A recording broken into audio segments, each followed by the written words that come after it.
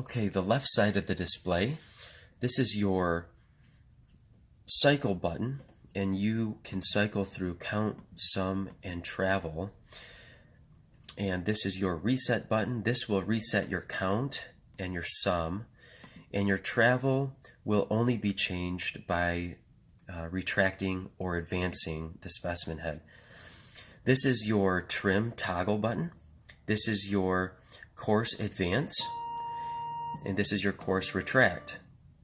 Your home position is at 28,000 microns or 28 millimeters.